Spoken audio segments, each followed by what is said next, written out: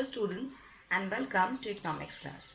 Today in this video we are going to discuss about what is indifference curve and also what are the features about indifference curve analysis. As far as indifference curve analysis is concerned, it is the second part of consumer's equilibrium. Consumer equilibrium itself is divided into two parts, utility analysis and indifference curve analysis.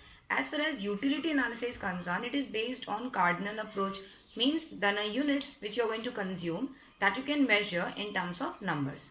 यानी कि जितनी भी commodities को हम consume करते हैं उसको हम नंबर्स के फॉर्म में बता सकते हैं कि कितना सेटिस्फैक्शन मिला. लाइक सपोज पर्टिकुलर फ्रूट्स को खा करके मुझे 5 रुपीज़ के बराबर का सेटिस्फैक्शन मिला, ठीक है, तो may be the cost of that fruit is 5 rupees. But in case of indifference curve analysis, यहाँ पर you can not simplify by saying that कि इस पर्टिकुलर यूनिट को कंज्यूम करने से मुझे जो सेटिस्फैक्शन मिल रहा है that you can refer in terms of numbers. ठीक है, तो नंबर्स के फॉर्म में क्यों नहीं बता सकते हैं, क्योंकि here we are having the scale of preferences. तो यहाँ पे कुछ हाई होगा, कुछ लो होगा. किसी चीज़ को खाने से हमें बहुत ज़्यादा सेटिस्फैक्शन मिल रहा होगा, high level of satisfaction, minimum level of satisfaction, average level of satisfaction. So in this term you are going to explain it. Now, as far as indifference curve is concerned, so it is given by Hicks and Allen. So this approach is given by Hicks and Allen. And आपका utility analysis का approach किसने दिया था? By Marshall. In this approach, as it is based on ordinal approach, ordinal मतलब सिर्फ आप order कर सकते हो, rank कर सकते हो, किससे ज़्यादा satisfaction मिला, किससे कम satisfaction मिला. But in case of cardinal approach, we can term it in form of numbers. किसी से 10 units का satisfaction मिल रहा है, किसी से 8 unit का satisfaction मिल रहा है. तो this we have already discussed in the previous videos regarding utility analysis. अगर आपने नहीं देखा है तो please go and watch that so that this video will become very easy for you. Now coming to indifference curve. As far as indifference curve is concerned, it means at a particular point the consumer is going to become indifferent. Indifferent means he is going to get satisfaction from both the commodities whatever he is going to consume, the same level of satisfaction.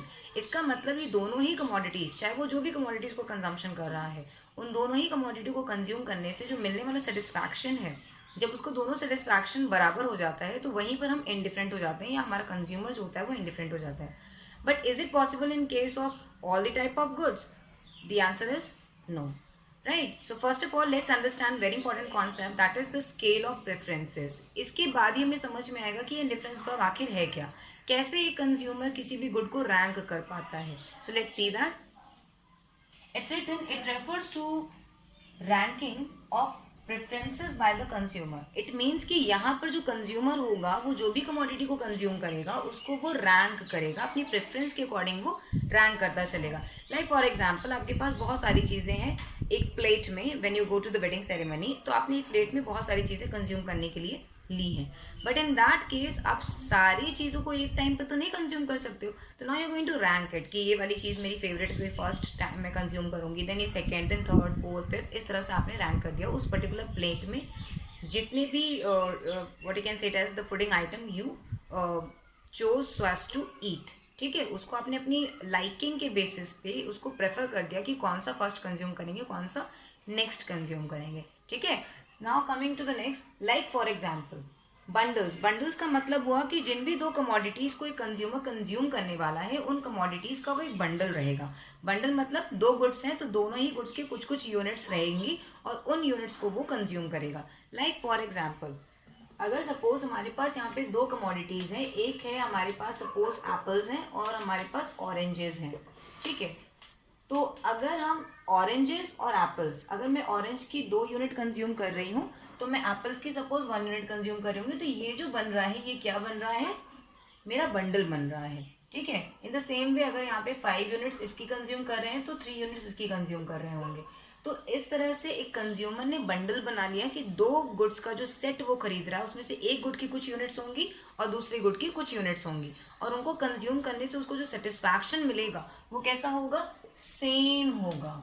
He is going to get the same level of satisfaction, यानी कि दोनों ही commodities को consume करने से उसको जो मिलने वाला सेटिस्फैक्शन होगा वो बराबर का होगा, किसी से ज़्यादा किसी से कम ऐसा कोई सेटिस्फैक्शन नहीं होगा.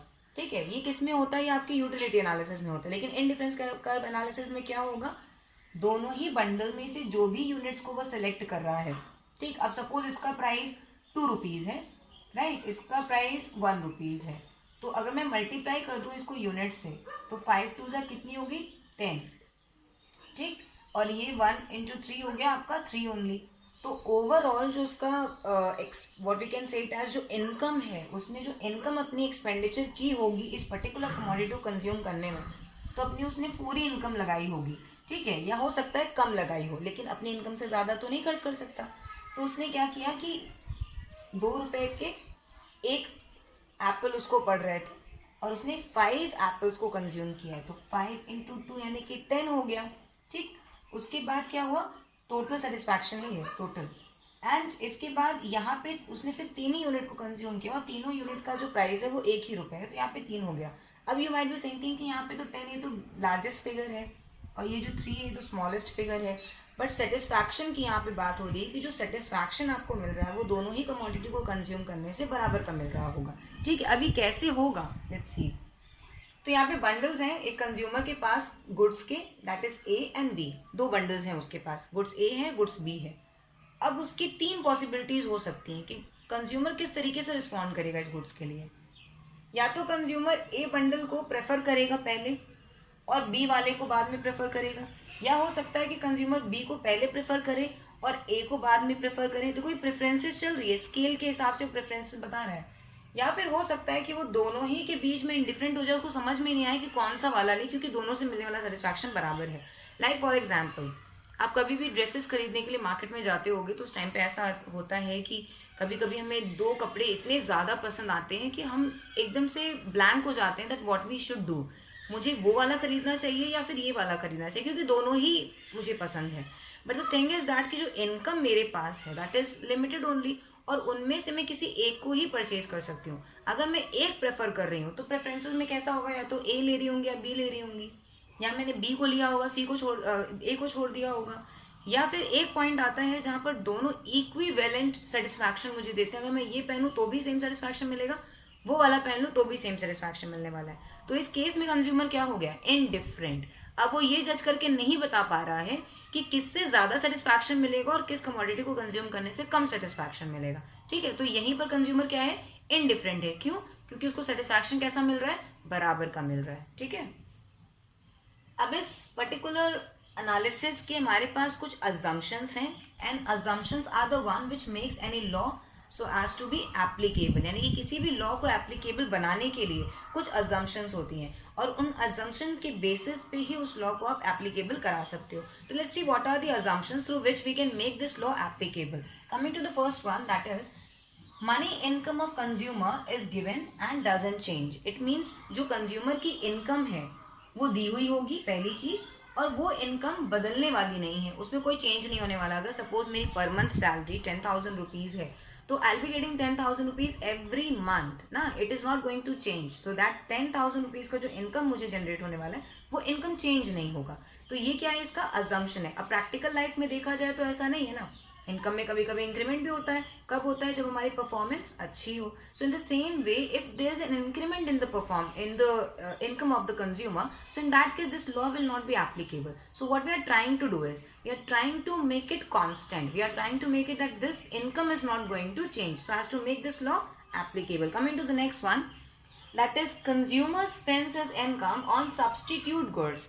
So in this particular indifference curve analysis, the goods which we are going to make a bundle, they are going to be substitute goods. Substitute goods कौन से goods होते हैं? अब they are the you can say it as the goods which can be interchanged, and both the goods if you are going to consume will give you the same level of satisfaction. Like for example, suppose मेरे पास 2 substitute goods हैं, एक हमारे पास है T and the second one I have is coffee. अब अगर suppose market में coffee नहीं है ना, ये अवेलेबल नहीं है, तो इफ आई कंज्यूम टी और बहुत ही कोल्ड का सीजन है मान लो, तो इस केस में अगर मैं टी को भी कंज्यूम करूँ तो भी उतना ही सेटिस्फैक्शन मिलेगा जितना शायद मुझे कॉफी को पीने से मिलता। और अगर मान लो मार्केट में कॉफी नहीं है, सॉरी टी नहीं है, तो I will be consuming coffee, तो then also I will get the same level of satisfaction. तो ये सब्सटीट्यूट गुड्स ऐसे गुड्स होते हैं जहाँ पर एक दूसरे की जगह पर किसी भी एक को यूज किया जा सकता है। लाइक अगर मुझे चाय बनानी है और शुगर नहीं है तो I can use jaggery also. तो इन दोनों से मिलने वाला सेटिस्फैक्शन क्या है, बराबर है, दोनों ही मिठास ही देंगे, चाहे आप चीनी का यूज कर लो या फिर आप जैगरी का यूज कर लो। तो दैट इज द रीजन यहाँ पे कंज्यूमर कैसा हो जाएगा, कंज्यूमर हो जाएगा इनडिफरेंट। तो अगर वो इनमें से कोई भी कमोडिटी को कंज्यूम कर रहा है या इन दोनों की ही कुछ कुछ कमोडिटी को कंज्यूम कर रहा है, इसकी 2 इसकी 3 यूनिट्स को कंज्यूम कर रहा है, तो इन दोनों से मिलने वाला जो सेटिस्फैक्शन होगा उसको वो बराबर होगा, वो चाहे कोई सा भी बंडल चूज कर ले, उस बंडल में चाहे कितनी भी यूनिट्स हो, ए कमोडिटी की या फिर बी कमोडिटी की जितनी भी यूनिट्स हो, उन दोनों को कंज्यूम करने से उसको सेटिस्फैक्शन मिलेगा वो कैसा होगा, बराबर का होगा। ठीक है, coming to the next one, that is the consumer's preferences are well defined. It means कि यहाँ पर जो कंज्यूमर है वो अपनी प्रेफरेंस को क्लियरली एक्सप्लेन करेगा। कैसे एक्सप्लेन करेगा, अब इसको सुनना। हम यहाँ पे इंटेंसिटी की बात करते हैं। अगर सपोज हम किसी भी कमोडिटी को ज्यादा से ज्यादा कंज्यूम करने लगते हैं तो उस कमोडिटी के प्रति जो हमारा एक जो इंटेंसिटी होती है ऑफ कंज्यूमिंग दैट, वो क्या हो जाती है, कम हो जाती है। क्यों, क्योंकि आप ज्यादा कंज्यूम कर लेते हो। अगर मैं आपको कहूँ बहुत सारी फुल्की खाइए आप, ठीक है, तो अगर आप बहुत सारे गोलगप्पे खा चुके हो ऑलरेडी, तो वो जो आपका जो लिमिट है ना, इंटेंसिटी जो है उसको खाने की, वो ऑलरेडी यहाँ तक फिल हो चुकी है। अब उसके आगे अगर आपको कंज्यूम करना हो तो वो सेटिस्फैक्शन नहीं मिलेगा जो शायद एक नई कमोडिटी को कंज्यूम करने से मिलेगा। मैं कहूँ कि फुल्की बहुत खा ली, चलो मिठाई खा लो, तो मिठाई की जो पहली यूनिट आप कंज्यूम करोगे उससे मैक्सिमम सेटिस्फैक्शन आपको मिलेगा। लेकिन यहाँ पे ऑलरेडी इतनी यूनिट्स आप कंज्यूम कर चुके हो कि हर सक्सेसिव यूनिट पे जो सेटिस्फैक्शन वो बढ़ेगा नहीं, वो कम होता चला जाएगा। तो हमारे पास जो चीज़ ज़्यादा होती है उस चीज़ को कंज्यूम करने की जो हमारी इंटेंसिटी होती है वो हमेशा कम होती है, और जो चीज़ हमारे पास कम होती है उस चीज़ को कंज्यूम करने की जो हमारी इंटेंसिटी होती है वो हमेशा ज़्यादा होती है। सो this is what the preferences. तो कंज्यूमर अपनी प्रेफरेंस को हमेशा डिफाइन कर देगा। मोनोटोनिक प्रेफरेंसेस, इस पर्टिकुलर पॉइंट को यहाँ पे सिर्फ इसीलिए इंक्लूड किया गया है सो दैट हम इस लॉ को अच्छी तरह से एक्सप्लेन कर पाएं। अब what is this monotonic preferences, इसमें क्या होता है कि जो भी कंज्यूमर है, ठीक है, तो कंज्यूमर जितना ज़्यादा कंज्यूम करेगा किसी भी चीज़ को तो सेटिस्फैक्शन उतना ही बढ़ता चला जाएगा। ठीक है, लेकिन ये हर तरह के गुड्स पे एप्लीकेबल नहीं होता है। अब अगर मैं कहूँ आप यहाँ पे कॉफ़ी अडिक्ट हो, तो इस केस में अगर आप ज़्यादा से ज़्यादा कंज्यूम कर रहे हो तो जाहिर सी बात है ज़्यादा सेटिस्फैक्शन मिल रहा है, लेकिन एक पॉइंट तक ही मिलेगा। लेकिन अगर एडिक्शन है तो फिर तो इस केस में तो ये I can say it as कि ये एक तरीके से इसका एक्सेप्शन हो गया। अब सपोज आपको कोई एप्पल्स दे रहा है, तो जितना ज़्यादा कंज्यूम कर रहे हो एक लिमिट तक, वहाँ तक तो सेटिस्फैक्शन अच्छा मिले, लेकिन वो लिमिट खत्म होने के बाद उसी सेम एप्पल की एक और यूनिट अगर कंज्यूम कर ली तो फिर क्या लगेगा, अरे बहुत ज़्यादा हो गया, अब तो मुझे what we can say it as anxiety सी फील हो रही है, ये फील हो रहा है, वो फील हो रहा है ना। तो ये इस तरह की चीज़ें हो जाती हैं। तो मोनोटोनिक का मतलब होता है जब किसी भी चीज़ को आप जितना ज़्यादा कंज्यूम करो तो उससे मिलने वाला सेटिस्फैक्शन क्या होगा, वो भी हमेशा ज़्यादा होगा। Last very important point for assumption is the consumer is rational. देखो हम जैसे कंज्यूमर्स कैसे होते हैं, रैशनल है, जिन्हें अपनी इनकम और उसके एक्सपेंडिचर दोनों के बारे में पता है कि किस तरीके से खर्च करना है। And we are you can say it as spending our money in those type of the commodities consumption only where we can maximise our satisfaction. तो बेसिकली जो कंज्यूमर है वो किसी भी कमोडिटी को बस इसीलिए ही कंज्यूम करता है जिससे कि उसको मैक्सिमम सेटिस्फैक्शन जनरेट हो सके। अगर सेटिस्फैक्शन नहीं मिलेगा किसी भी चीज़ को कंज्यूम करने से, कंज्यूम करने का मतलब ये बिल्कुल भी नहीं है कि हम उस चीज़ को क्या कर रहे हैं, खा ही रहे हैं, है ना। कंजम्पशन कैन बी लाइक अभी मैं इस मार्कर को कंज्यूम कर रही हूँ, इस बोर्ड को कंज्यूम कर रही हूँ, तो it doesn't mean I am eating that, खा तो नहीं रहे ना।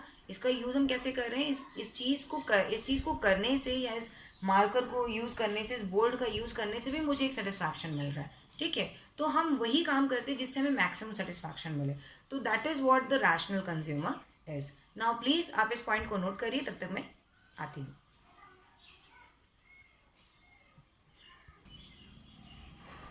सो अब हम लोग डिस्कस करते हैं अबाउट व्हाट इज MRS, यानी कि MRS क्या होता है और इसका इंडिफरेंस कर्व से क्या रिलेशन है। As far as the word indifference curve is concern, इससे एक चीज़ तो समझ में आ गई हमें कि हमें कर्व बनाना होगा, लेकिन ये कर्व कैसे बनता है, इसका शेप कैसे डिसाइड होता है कि शेप कैसा बनेगा और किसकी वजह से बनता है, तो that is MRS। Now what is the full form of MRS? MRS का मतलब है marginal rate of substitution. You remember जब हम लोगों ने PPC कर्व पढ़ा था, जो कि अब तो डिलीट हो चुका है आपके सिलेबस से, तो PPC कर्व जब हम लोगों ने पढ़ा था तो देयर वी स्टडीड MOC क्या था, मार्जिनल अपॉर्चुनिटी कॉस्ट, जिसकी वजह से ही जो आपका प्रोडक्शन पॉसिबिलिटी कर्व था उसका शेप चेंज होता था। ठीक है। अगर आपका एमओसी इंक्रीजिंग होता था तो वो कॉनकेव बनता था, अगर आपका एमओसी कैसा आता था, डिक्रीजिंग आता था, वो कॉन्वेक्स बनता था, और जब भी एमओसी आपका कांस्टेंट होता था तो वो स्ट्रेट लाइन बनती थी, है ना, ये हो जाता था। तो अब हमारे पास क्या है, that we are going to understand कि एमआरएस का आपके इंडिफरेंस कर्व में क्या इफेक्ट आता है और इसका क्या रिलेशनशिप है एज पर एज हमारा इंडिफरेंस कर्व इज कंसर्न। ठीक, तो अब यहाँ पे देखते हैं कि ये एमआरएस मतलब मार्जिनल रेट ऑफ सब्सटीट्यूशन। क्यों सब्सटीट्यूशन है, क्योंकि इन डिफरेंस कर्व में हम उन दो कमोडिटीज को कंज्यूम करते हैं जो एक दूसरे के क्या है, सब्सटीट्यूट। तो अब आप क्या कर रहे हो, आप दो कमोडिटीज को कंज्यूम करोगे, उनमें से एक कमोडिटी का कंजम्पशन अगर आप इंक्रीज करना चाहते हो तो दूसरी कमोडिटी का कंजम्पशन आपको क्या करना होगा, कम करना होगा। लेकिन आखिर एमआरएस जो है वो डिक्लाइन क्यों करता है, वो डिक्लाइन इसीलिए करता है क्योंकि जब कंज्यूमर किसी एक चीज को ज्यादा कंज्यूम करने लगता है तो उसका सेटिस्फैक्शन लेवल उसमें बहुत ज्यादा इंक्रीज हो जाता है और फिर वो और ज्यादा कंज्यूम नहीं करना चाहता, तो वहीं पर वो स्टॉप करके दूसरी कमोडिटी को कंज्यूम करने लगता है। ठीक, फिर जैसे ही वहां पर ज्यादा हो जाता है तो फिर नेक्स्ट में शिफ्ट कर जाता है। इसी तरह से कंज्यूमर क्या करता है, अपने बंडल्स बनाते चलता है। तो अब देखते हैं कि एमआरएस क्या है। MRS is a tool of indifference curve analysis. तो एमआरएस क्या है, एमआरएस एक टूल की तरह होता है, यानी कि एक इक्विपमेंट या एक वेपन की तरह काम करता है in this indifference curve analysis. अब ये टूल कैसे बना, reason is it is a rate at which the consumer will forgo. Forgo का मतलब क्या होता है, सेक्रीफाइस करना। तो ये वो रेट होती है जिस रेट पर कोई भी कंज्यूमर दो कमोडिटीज कंज्यूम कर रहा था, ठीक है, उन दो कमोडिटीज में किसी का कंजम्पशन इंक्रीज करेगा तो किसी का सेक्रीफाइस करना पड़ेगा ना उसको, किसी को कम करेगा तभी तो दूसरा इंक्रीज करेगा। लेकिन ऐसा क्यों, रीजन इनकम तो लिमिटेड है ना, इनकम तो नहीं इंक्रीज हो रही आपकी, तो इनकम इज लिमिटेड। तो अब अगर वो कहीं का कंजम्पशन बढ़ाना चाहता है तो कहीं का कम करना चाहता है तो उसके लिए उसको क्या करना पड़ेगा, इनकम तो उतनी ही है, तो एक को कम करेगा दूसरे को इंक्रीज कर लेगा। तो इसी तरह से क्या करेगा, वो सेक्रीफाइस करेगा।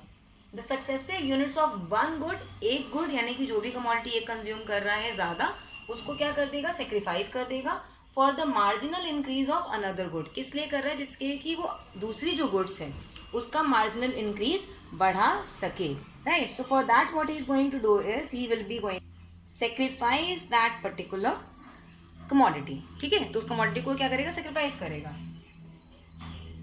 किस लिए कर रहा है सेक्रीफाइस, भाई मार्जिनल इंक्रीज हो सके, क्या हो सके, मार्जिनल इंक्रीज कर सके वो। मार्जिनल वर्ड का मीनिंग क्या है, हमने पहले भी समझा था, मार्जिनल वर्ड का मीनिंग होता है एक एडिशनल यूनिट बढ़ाने के लिए या एक एडिशनल यूनिट का कंजम्पशन। लाइक अभी तक मैं 5 चपातीस का कंजम्पशन कर रही थी, एक और एक्स्ट्रा जो कंज्यूम करेंगे यानी कि छठवीं, तो वो क्या होगी, यानी कि जो 6th है और उससे पहले जितनी कंज्यूम कर चुके हैं उसको माइनस करने पे जो एक एडिशनल हमने कंज्यूम की उससे कितना सेटिस्फैक्शन मिल रहा है वो हम लोग कैलकुलेट करते थे, ठीक है, एमओसी में। तो उसी तरह से यहाँ पे एक एडिशनल को कंज्यूम करने पर मुझे जो मार्जिनल सेटिस्फैक्शन मिल सके उसके लिए मैं क्या कर रही हूँ, इसकी कुछ सक्सेसिव यूनिट्स का कंजम्पशन हम क्या करेंगे, सेक्रीफाइस करेंगे और दूसरे का कंजम्पशन बढ़ा देंगे। अब इसमें एग्जाम्पल हो सकता है, सपोज हमने टी और कॉफी का यहाँ पे एग्जाम्पल दिया था कि ये दोनों सब्सटीट्यूट गुड्स हैं। मैंने टी की एक कप चाय मैंने पी, ठीक है, फिर मैंने सोचा एक कप और पी लेते हैं। जैसे ही 2 कप पी ली तो अब ना चाय पीने का मन नहीं कर रहा है, तो मैंने सोचा क्यों अपना जो कंजम्पशन है उसको शिफ्ट करके कॉफी की तरफ चला जाए। तो उधर 2 यूनिट कंज्यूम कर ली और इधर क्या करेंगे, पहली यूनिट कंज्यूम करेंगे। तो जाहिर सी बात है 2 कप चाय पीने के बाद उसका सेटिस्फैक्शन लेवल ज्यादा हो चुका होगा ऑलरेडी, लेकिन कॉफी और उसका टेस्ट तो डिफरेंट है ना, satisfaction level will be same but taste different, इसलिए इससे अब ज्यादा सेटिस्फैक्शन जनरेट होगा, तो आपने इसका कंजम्पशन कर लिया। फिर इधर भी एक कंजम्पशन करने के बाद आपको लगा नहीं अब फिर से चाय पीनी चाहिए, तो उधर क्या किया, 3 कप चाय और पी ली। फिर इधर क्या किया, यहाँ पे 2 कप चाय पी। अब इस तरह से आप क्या कर रहे हो, अगर आप ये लग रहा है कि वहां कंजम्पशन ज्यादा होता जा रहा है तो वहां डिक्रीज करोगे। अब वहां पे अगर 3 था तो 3 से 2 हो जाएगा और यहाँ पे 1 से 2 हो जाएगा। फिर वहां 2 से 1 होगा तो यहाँ क्या हो जाएगा, 2 से 3 हो जाएगा। इसी तरह से आपने क्या किया, एक का कंजम्पशन आप डिक्रीज करते चल रहे हो, दूसरे का कंजम्पशन आप इंक्रीज कर रहे हो, लेकिन बंडल बनता चल रहा है, ठीक है, क्यों, जिससे कि आपका सेटिस्फैक्शन लेवल बराबर रहे। तो ये मार्जिनल रेट ऑफ सब्स्टिट्यूशन क्या है, मतलब एक कमोडिटी का कंजम्पशन बढ़ाने के लिए हम दूसरी कमोडिटी का कुछ यूनिट सेक्रीफाइस करते हैं सो दैट वहां पर कंजम्पशन इंक्रीज करता है। तो ये जो पर्टिकुलर कॉन्सेप्ट है इसी को हम कहते हैं मार्जिनल रेट ऑफ सब्स्टिट्यूशन, ठीक है। अब इसको निकालने का फॉर्मूला क्या है, So the formula is delta y upon delta x. Now what is this delta y and delta x? Delta y denotes the loss. Loss मतलब जिस भी कमोडिटी को आप सेक्रीफाइस कर रहे हो, ठीक है, जिस भी कमोडिटी को आपने सेक्रीफाइस किया उसको आप मानोगे कि वो आपका डेल्टा वाई है, ठीक। और जिस भी कमोडिटी का कंजम्पशन आप इंक्रीज कर रहे हो, यानी कि एक एक यूनिट से या दो दो यूनिट से आप बढ़ाते चल रहे हो, तो ये जहां पर कंजम्पशन इंक्रीज हो रहा है ना, यहाँ पे इंक्रीज हो रहा है, यहाँ पे क्या कर रहे हैं, डिक्रीज कर रहे हैं, यानी कि सेक्रीफाइस करते हुए चल रहे हो। यहाँ पे क्या कर रहे हैं, इंक्रीज। तो जहां पर गेन हो रहा होगा, जहां आप इंक्रीज हो रहे हो, और जहां पर आप घटते चल रहे हो, तो जहां घट रहा है वो सेक्रीफाइस है, जहां इंक्रीज हो रहा है वो क्या है, गेन है। अब इसको हम लोग स्केड्यूल से देखेंगे, इसी को हम कहते हैं इंडिफरेंस कर्व स्केड्यूल। तो इंडिफरेंस का जो स्केड्यूल है, उस स्केड्यूल में दिस इज द टेबल, इस टेबल का एक नंबर है। यू रिमेंबर कि हम लोगों ने प्रेजेंटेशन ऑफ डेटा जब चैप्टर पढ़ा था, तो उसमें हम लोगों ने पढ़ा था कि टेबल का हमेशा एक नंबर होना चाहिए और टाइटल होना चाहिए। तो हमने टेबल का नंबर दिया है नंबर 1 एंड टाइटल है different bundles we are going to present in this particular table. तो अब इसमें क्या है कि हमारे पास कितने कॉलम्स है, 1 2 3 4, फोर्थ कॉलम इज एम्प्टी, ठीक है, इसको हम खुद फिल करेंगे। तो first column is of bundles, कितने बंडल्स हमारे पास, A B C D E, total 5 bundles है हमारे पास। हर बंडल में कुछ ना कुछ कमोडिटीज हैं। बंडल्स हो गए, बंडल्स के बाद हमारे पास 2 गुड्स है, गुड्स 1 एंड गुड्स 2। अभी हमें ये नहीं पता इनमें से x कौन सा है, y कौन सा है, या हम ये कह सकते हैं इनमें से गेन किस में हो रहा है और सेक्रीफाइस कहाँ कर रहे हैं। तो मैंने बोला है जहाँ घट रहा है वो सेक्रीफाइस हो, जहाँ इंक्रीज हो रहा है वो गेन है। तो अब देखो यहाँ सेक्रीफाइस कहाँ पे हो रहा है, जहाँ घट रहा है। तो ये क्या घट रहा है, देखो 12 से 8 हो गया, 8 से 5 है, 5 से 3 है और 3 से 2 हो गया, ये घट रहा है। इट मीन्स इसको हम क्या कहेंगे, ये है y, ठीक। और यहाँ पे देखो 1 से 2, 2 से 3, 3 से 4, 4 से 5, यानी कि ये इंक्रीज हो रहा है, तो ये क्या है, x। लेकिन अभी तुमने बताया कि ये y और x है, फिर ये डेल्टा को कैसे कैलकुलेट किया जाता है, यानी कि change in y and change in x, how we are going to calculate it. So let's see now. अब ये तो पता चल चुका है कि x और y कौन सा है, तो अब ये x और y को हम यहाँ पे मेंशन कर देते हैं, ये हमारा y है और ये हमारा x है। तो अभी हमें क्या निकालना है, अभी पहले हमें निकालना है डेल्टा चेंज, यानी कि कितने का चेंज आ रहा है वो पहले कैलकुलेट करेंगे। तो लेट्स सी कि चेंज कितने का आ रहा है। तो यहाँ पर इफ यू विल सी, सबसे पहले y है, तो y का देख लेते हैं पहले। तो 12 से जब आप 8 पर जाओगे, है ना, तो 12 से 8, क्या 12 के ऊपर कोई नंबर है, do you see any number above 12? नहीं है। क्या 1 के ऊपर कोई नंबर है, नहीं है। तो चेंज कैसे निकालेंगे, कुछ भी नहीं है। तो यहाँ पहला जो भी होगा हमेशा वो डैश होगा, जीरो नहीं लिखना है। जीरो यानी कि एक जीरो क्या होता है, क्वांटिटी को डिफाइन करता है कि यहाँ पे कुछ वैल्यू नहीं थी इसलिए ये नील हो गया है, इसलिए जीरो है। तो यहाँ पे हमने कैलकुलेशन ही नहीं की है, इसलिए ये क्या है, डैश है, कभी जीरो नहीं लिखना है, ठीक है। अब चेंज कैलकुलेट करते हैं, कितने कितने का चेंज आ रहा है। तो 12 से 8 जब आएंगे तो कितने का चेंज है, 4 का, ठीक है। देन 8 से जब आप 5 पे जाओगे तो कितने का चेंज आ रहा है, 8 से 5 पे कितने का चेंज है, 3 का चेंज है। चेंज का मतलब क्या है, डिफरेंस। 8 में से 5 माइनस करोगे तो 3 ही आएगा ना। देन 5 से 3 जाएंगे तो कितने का है, 2, एंड 3 से 2 जाएंगे तो कितने का है, 1। तो ये हमने क्या कैलकुलेट किया, ये हमने कैलकुलेट कर लिया है डेल्टा y। तो अब यहीं लिख लेते हैं डेल्टा y को, कितना है, 4 है, 3 है, 2 है और 1 है। अब डेल्टा x कैलकुलेट करना है, तो यहाँ लिखते हैं हम डेल्टा x। अब डेल्टा x के लिए 1 से 2 पे जाएंगे, यानी कि 1 माइनस 2 करेंगे तो कितना आएगा, 1 ही आएगा, ठीक। पहला तो हम ऑलरेडी डैश कर चुके हैं। फिर 2 में से 3 माइनस होगा तो भी 1 आएगा।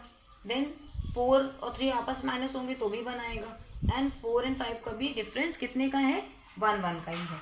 तो यानी कि हमें ये पता चला है कि ये कितने यूनिट्स यहाँ सेक्रीफाइस कर रहा है। देखो 4 यूनिट इधर सेक्रीफाइस की तो यहाँ 1 यूनिट बढ़ा पाया, यहाँ पे 3 यूनिट सेक्रीफाइस की तब जाकर यहाँ 1 यूनिट बढ़ा पाया, फिर यहाँ पे 2 यूनिट को सेक्रीफाइस किया इसने, फिर यहाँ 1 यूनिट इंक्रीज की, फिर यहाँ भी 1 यूनिट सेक्रीफाइस करने के बाद लास्टली वो मैक्सिमम लिमिट पे पहुंच पाया। देखो ये मिनिमम इसकी लिमिट है, ये कितनी है, मैक्सिमम लिमिट है इसकी, वहां पर वो पहुंच पाया। अब फॉर्मूले में पहले यहाँ पे ये लिख लेते हैं, ये 1 1 1 1 है। अब फॉर्मूला क्या कहता है कि delta y upon delta x करना है। तो delta y upon delta x का मतलब क्या हुआ, पहला वाला हम यहाँ पे लिख देते हैं, ये delta y upon delta x है, ठीक। तो कैसे लिखेंगे इसको, 4 अपॉन 1 कितना आएगा, 4, ठीक, इसी तरह से 3 डिवाइडेड बाय 1 कितना आएगा 3, 2 डिवाइडेड बाय 1 कितना आएगा 2, 1 डिवाइडेड बाय 1 कितना आएगा 1। ठीक, अब ये फिगर उठाकर हम यहाँ पे लिख देंगे। इसे हम ऐसे भी लिख सकते हैं, लाइक अगर 4 डिवाइडेड बाय 1 नहीं लिखना चाहते हैं तो हम लिख सकते हैं 4:1 is equals to 4, 3:1 is equals to 3, 2:1 is equals to 2 and 1:1 is equal to 1। तो आप इस तरह से भी इसको मेंशन कर सकते हो। अब शेप कैसे आएगा, अभी हमने बोला था ना एमआरएस ही डिसाइड करेगा कि आपके इंडिफरेंस कर्व का क्या शेप आने वाला है। तो इफ यू विल सी कि आपका जो एमआरएस है क्या वो इंक्रीज हो रहा है, नहीं, क्या हो रहा है फिर डिक्रीज, 4 से 3, 3 से 2, 2 से 1, यानी कि जब ये डिक्रीजिंग होगा तो जो आपका शेप बनेगा एमआरएस का आपके इंडिफरेंस कर्व का, that is going to be convex to the origin. कैसा शेप होना चाहिए, कॉन्वेक्स टू द ओरिजिन होना चाहिए। क्यों, क्योंकि मैंने आपसे अभी बोला कि जो एमओसी है और एमआरएस है लगभग दोनों मिलते जुलते हैं, बस दोनों का कॉन्सेप्ट अलग अलग होता है। वहाँ पे क्या करते हैं हम एक यूनिट को एकदम से सेक्रीफाइस करते रहते हैं ताकि हम 0 तक पहुंच जाएं, एक का कंजम्पशन बिल्कुल बंद कर दें और दूसरे में इंक्रीज करते चले जाएं और वहाँ पे पूरी तरह से शिफ्ट कर जाएं। लेकिन यहाँ पे क्या होता है कि हम किसी का कंजम्पशन 0 नहीं करना चाहते हैं, हम एक बंडल बनाना चाहते हैं और उसमें दोनों ही के कुछ कुछ यूनिट्स को लेंगे जिससे कि मिलने वाला सेटिस्फैक्शन हमें बराबर का हो। तो इसमें हम एक की कुछ यूनिट सेक्रीफाइस करते चलेंगे और दूसरे कुछ यूनिट बढ़ाएंगे जिससे कि दोनों का जो बंडल है और उससे मिलने वाला सेटिस्फैक्शन है वो कैसा हो, सेम हो और कंज्यूमर क्या हो जाए, इनडिफरेंट, यानी कि वो ये जज ना कर पाए कि किससे ज्यादा किससे कम मिल रहा है, वो ये कहेगा कि दोनों से मिलने वाला सेटिस्फैक्शन कैसा है, बराबर है। तो अब यहाँ पे क्या करना है, हमें ये देखना है कि क्या हम कॉन्वेक्स टू द ओरिजिन बना पा रहे हैं या नहीं।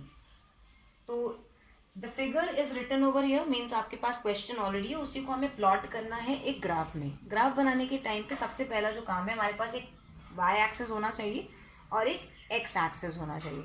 इन दोनों ही एक्सिस पे जो भी फिगर्स हम प्लेस करेंगे उसका कुछ you can say it measurement होना चाहिए कि दोनों ही नंबर्स के बीच का गैप कितने का होगा। तो उसके लिए आपको स्केल मेंशन करना होगा। सो लाइक मैंने एक्स एक्सिस पे जो डिफरेंस लिया है 0 to 1, 1 to 2 और 2 to 3 and 3 to 4 and 4 to 5 के बीच का, दैट इज 1 सेंटीमीटर। इसी तरह से वाई एक्सिस पे जो मैंने फिगर्स लिए हैं उनके बीच का भी जो गैप है वो 1 ही सेंटीमीटर का है। ठीक है, इसको आप हमेशा ग्राफ कॉपी में बनाइए और स्केल से बनाइए तो मेजरमेंट हमेशा कैसा होगा, एक्यूरेट होगा। अब क्या करना है, हमें जो गुड्स हमारा y है उसको y एक्सिस पे शो कर देंगे और जो गुड्स x है उसको गुड्स मतलब कि x एक्सिस पे शो कर देंगे। ठीक है, तो ये गुड 1 को हमने देखो यहाँ पे शो कर दिया है x एक्सिस पे और गुड y को कहाँ पे शो कर रहे हैं, यानी कि गुड 2 को कहाँ पे शो कर रहे हैं हम, y एक्सिस पे। ठीक है, तो अब फिगर लिया कैसे है, ये स्टार्टिंग है 1 to 5, तो देखो आप प्लॉट 0, 1, 2, 3, 4 एंड 5। फिर इनका हमने कुछ अप्रोप्रिएट गैप ले लिया है क्योंकि they are not in the equal gapping. तो हमने जब प्लॉट किया है तो उसको इक्वल गैप दिया है। If you will see it is 2 to 4, right, 4 to 6, 6, 8, then 10, 12। तो इसमें जो गैप लिया गया है दैट इज ऑफ 2, 2, दो का गैप लेकर के इस पूरे टेबल को बनाया गया है। अब हम लोग इसमें जो लाइंस हैं वो कैसे ड्रॉ करेंगे और ये कर्व कैसे बनेगा हमें ये देखना है। तो सबसे पहले पहला बंडल देखेंगे। पहले बंडल में क्या क्या आता है, 1 है गुड एक्स का और इसके 12 यूनिट्स हैं। इसके 1 यूनिट है, इसके 12 यूनिट है। ठीक है, तो इसकी 1 यूनिट पे 12 यूनिट को मार्क करेंगे। ठीक है, इसकी 1 यूनिट पे स्ट्रेट जा करके हम लोग 12 पे मार्क करेंगे। ये पहला कॉम्बिनेशन बना। इसके बाद दूसरा कॉम्बिनेशन है 2 और 8 का, तो ये सेकेंड कॉम्बिनेशन है 2, इसको मार्क करना है हमें 8 पर। ठीक, तो ये 2 से स्ट्रेट गए और 8 पे हमने इसको मार्क किया। देन थर्ड वन इज कि 3 है और 5 आ रहा है, तो 3 पे स्टार्ट करेंगे और 5, क्योंकि यहाँ पे एग्जैक्ट 5 मेंशन नहीं था तो हम ये जानते हैं कि 6 और 4 के बीच में ही 5 आएगा। तो हमने क्या किया, देखो बीच में ये लाइन बना करके यहाँ 5 मेंशन कर दिया है। ठीक, तो ये जो लाइन है ये कनेक्ट कर रही है 3 को और ये बंडल बना रहा है C। ठीक, इसके बाद क्या करना है हमें, 4 एंड 3 को लेना है। तो 4 यहाँ पे था, 3 भी क्योंकि यहाँ पे क्लियर मेंशन नहीं था, बट आई नो दैट कि वो 2 और 4 के बीच में आने वाला है। तो हमने ये बीच में जो सेंटर था उसको मार्क किया है and then the straight line joins point number 4। Last one is 5 and 2, तो ये हमारे पास 5 है and 2 is exactly mention over here. तो 2 से हमने एक स्ट्रेट लाइन ली और 5 पे ज्वाइन कर दी। तो अभी ये क्या था, सिर्फ लाइंस ड्रॉ हुई थी, अब इनको आप ऐसे करके पॉइंट बनाओगे, ठीक है, so that it will become a bit easy for you to join the lines, and then straight away you will start joining the points and you will interlink all the points together. Finally आपको क्या मिलेगा, एक shape मिलेगा, and this shape is convex.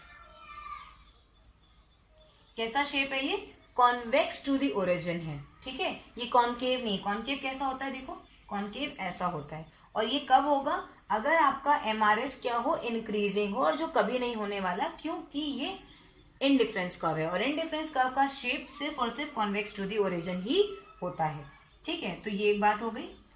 अब यहाँ पे क्या देखना है, जितने भी बंडल्स की हम लोग बात कर रहे थे, क्योंकि ये आपका फिगर आपके स्केड्यूल से टैली होना चाहिए, so I have to tally it. So what I did is I have made all the combinations at the point where it has joined. तो A, B, C, D and E combination हमारे पास graph में भी तैयार हो गया है. अब देखते हैं क्या ये मैच कर रहा है इस स्केड्यूल से या नहीं. तो इफ यू विल सी, देखो यहाँ पे ये पॉइंट क्या है, A किसको किसको लिंक कर रहा है, 1 को और 12 को. देखो 1 और 12, ठीक है. इसके बाद B किसको लिंक कर रहा है, 8 और यहाँ पे 2, तो ये हो गया 2, यहाँ पे हो गया 8. फिर C किसको लिंक कर रहा है, 3 and 5. So 3 and 5. Then D is going to link 4 and 3. तो ये हमारा 4 and 3. And last is the E point going to link between 5 and 2. तो ये हो गया 5 and 2. तो exact presentation होना चाहिए when you draw the graph must retally to your schedule. अब schedules और graph बनाते समय एक बात हमेशा ध्यान रखनी है, that when you draw the curve, always draw it free hand. Free hand means just lightly pencil को पकड़िए और फ्री हैंड से ड्रॉ करना है. Never draw any graph with pen first of all, and secondly always remember that कि जो भी graph आप बना रहे हो उसमें स्केल जरूर मेंशन करना. अगर आप स्केल मेंशन नहीं करोगे तो देन इन दैट केस आपको एग्जाम्स में कम नंबर भी स्कोर हो सकते हैं. तो if you want to score good marks in examination, then do follow this technique, right. Now please note it down.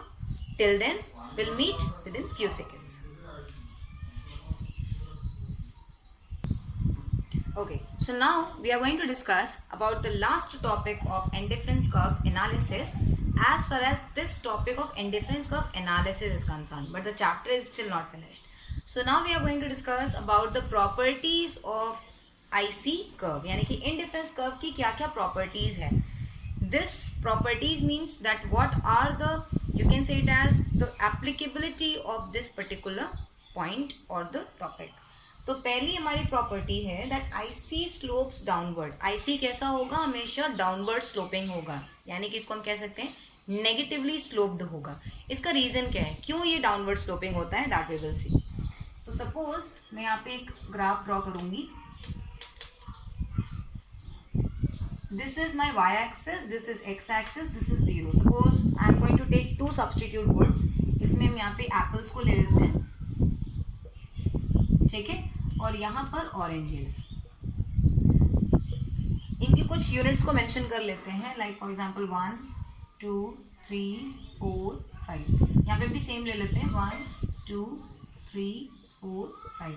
तो लेट्स मेंशन इट 1 2 3 4 5 1 2 3 4 and 5.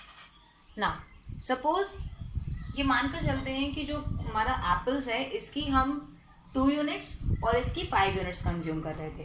तो let's join the point over here. This is 5,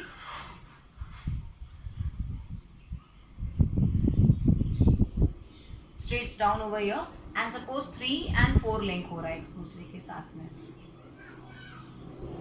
तो ये 2 points हमने बनाए हैं, right. अब इसमें हम पीपीसी ये पॉइंट मार्क करके पीपीसी सॉरी आपका इंडिफरेंस का लिंक बना देते हैं. तो ये क्या बन गया, हमारा आईसी बन गया है, and it is convex to the origin. पहली चीज, ठीक है. अब यू माइट हैव नोटिस कि आखिर ये जो आईसी है वो डाउनवर्ड स्लोपिंग ही क्यों होता है, इसका क्या रीजन है ना, ये हम लोग जानना चाहते हैं.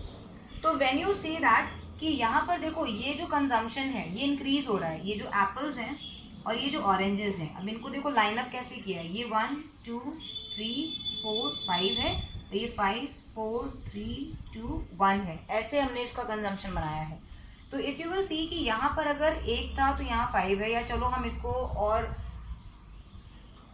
चेंज कर देते हैं क्योंकि मैंने ग्राफ दूसरी तरीके से बना रखा है। तो सपोज 5 पे हम ये मान के चलते हैं कि 2 है और हमारे पास और क्या है 4 है, तो 4 पे हमारे पास क्या है 3 है। इसी तरह से हमने बनाया, सपोज 1 पे यहाँ पे 4 होगा। तो इस तरह से क्या है कि हमने जो यहाँ पे जो कंजम्पशन यूनिट्स बना रखी हैं, ये क्या हो रहा है, ये डिक्रीज हो रहा है, ये क्या हो रहा है, ये इंक्रीज हो रहा है। इसका मतलब ये है हमारे पास जो गेन है और ये क्या है, ये लॉस है। तो इसको हम किससे डिनोट करते हैं, एक्स से, डेल्टा एक्स से डिनोट करेंगे। और इसको किससे डिनोट करेंगे, डेल्टा वाई डिनोट करेंगे। तो डेल्टा अभी कैलकुलेट किया नहीं है, उसी से हमारे से निकलता है, ठीक है। ये तो फिलहाल हम इस चीज़ के लिए बता रहे हैं कि कैसे आप ये बताओगे कि जो आपका आईसी कर्व है ये डाउनवर्ड स्लोपिंग होता है और इसका रीज़न क्या है।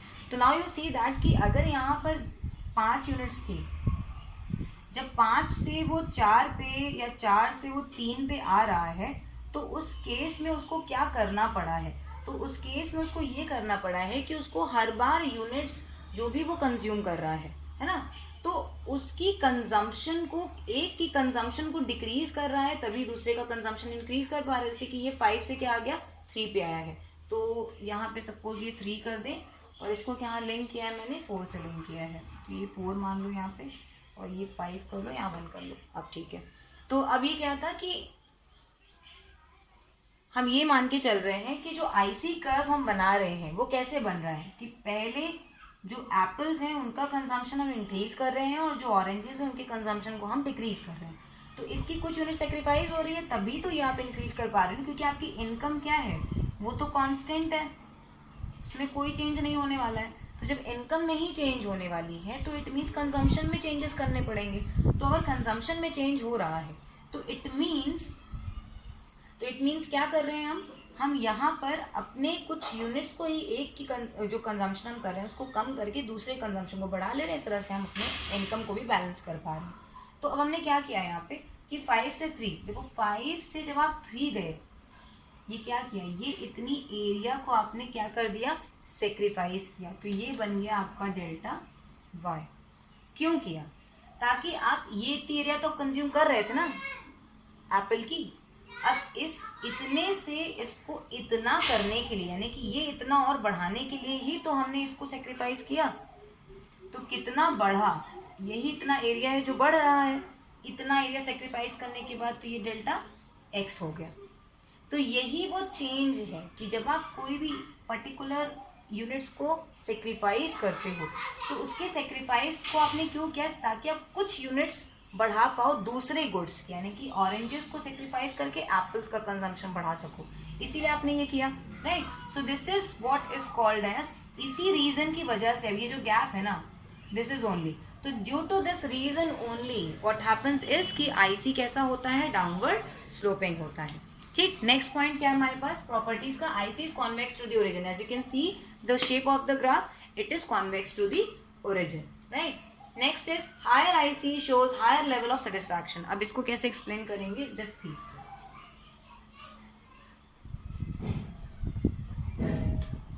Now just imagine that this is the graph you have, ये आपके पास क्या है, ये ग्राफ है, ये 0 है, ये x है, ये y है। अब आपका ये आईसी बन रहा है, ये आपका पहला आईसी है। अगर इस आईसी कर्व के ऊपर आईसी कर्व बनने लगे, यानी कि कुछ इस तरह से, कुछ इस तरह से, कुछ इस तरह से आईसी कर्व बनता चला जा रहा है, तो ये जितना हायर होगा उतना हायर लेवल ऑफ सेटिस्फैक्शन आपको जनरेट होगा। तो ये आईसी क्या हो जाएगा 1, ये आईसी 2, ये आईसी क्या होगा 3, then IC 4 and this is IC5. तो this IC5 is going to give you the highest level of satisfaction, क्योंकि ये सबसे ऊपर बना हुआ है। तो जितना ज़्यादा हायर होगा आपका IC, उतना ज़्यादा लेवल ऑफ सेटिस्फैक्शन आपको क्या होगा, जनरेट होगा। So this is the third property of indifference curve analysis. Now coming to the next one, that is कि आईसी डू नॉट क्रॉस और इंटरसेक्ट ईच अदर। कहना चाह रहा है कि आईसी कर्व कभी भी एक दूसरे को ना क्रॉस करेगा ना ही इंटरसेक्ट करेगा। तो इसको हम लोग कैसे एक्सप्लेन कर सकते हैं, सपोज ये एक आईसी है और एक ये हमारे पास आईसी है, right. So in this case what happens is, so if you'll see that this is point A, this is suppose point B and this is suppose point C, this is B C। ये कौन सा IC है, नीचे है, तो ये IC 1 होगा, ये इसके ऊपर है, तो this is going to be IC 2, ये इतना क्लियर है, राइट। अब ये क्या कर रहा है, दोनों आईसी एक दूसरे को कट कर रहा है। अब जो मेन आईसी हम लोग जब बनाते हैं आईसी, तो इसी पे ही सारे पॉइंट्स ड्रॉ होते हैं, राइट, कि ए हो गया, बी हो गया, सी, डी। तो जब एक ही आईसी पे सारे पॉइंट्स ड्रॉ होंगे तो इसका मतलब कि ये सारे एक पे ही क्यों ड्रॉ हुए, क्योंकि इन सबसे मिलने वाला सेटिस्फैक्शन क्या है, बराबर है। इसीलिए सारे ही एक ही पॉइंट पर आ रहे हैं, यानी कि एक ही आईसी कर्व पे सारे पॉइंट्स यानी कि सारे बंडल्स को मार्क किया गया है। लेकिन अब इसमें अगर आप देखो तो दो अलग अलग आईसीज पे बंडल्स को मार्क किया गया, उनमें से एक बंडल तो कॉमन है ए, ठीक, और दूसरा क्या है हमारे पास, बी और सी है।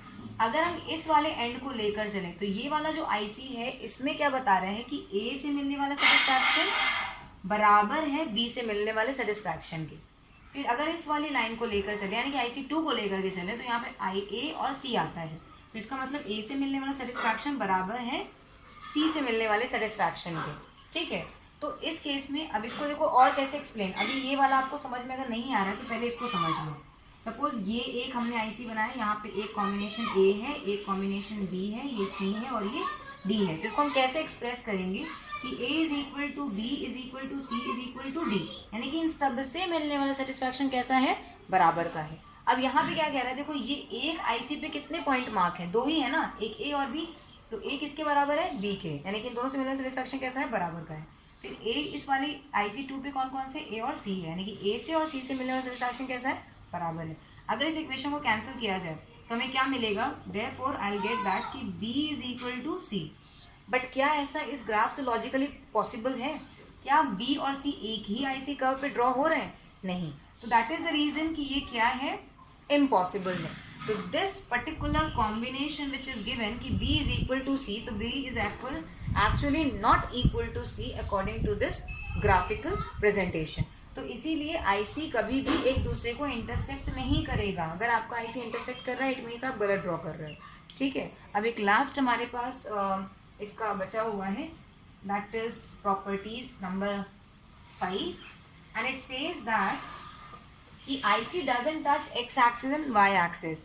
इसका क्या मतलब हुआ कि जो IC आप बना रहे हो, suppose this is 0 x and y और ये हमारा IC कर्व है, दिस इज IC1। तो ये जो IC कर्व है, ठीक, अगर ये IC कर्व ऐसे ड्रॉ नहीं हो रहा है और आपका IC ड्रॉ हो रहा है कुछ इस तरह से या कुछ इस तरह से, तो इट इज रॉन्ग, यानी कि IC कभी भी x एक्सिस या y एक्सिस को टच नहीं करने वाला, ना ही x को टच करेगा ना ही y को टच करेगा, वो हमेशा इन दोनों से डिस्टेंस मेंटेन रखेगा। अगर टच कर रहा है तो it means your IC curve is wrong. So on this note I hope this topic of indifference curve analysis is clear to you. Now we'll be meeting again in the next video. Till then, goodbye and take care, and do subscribe to the channel if you are new to the channel, and also if you like the video please do comment and share, and as well as spread the knowledge everywhere. So thank you so much for joining this class.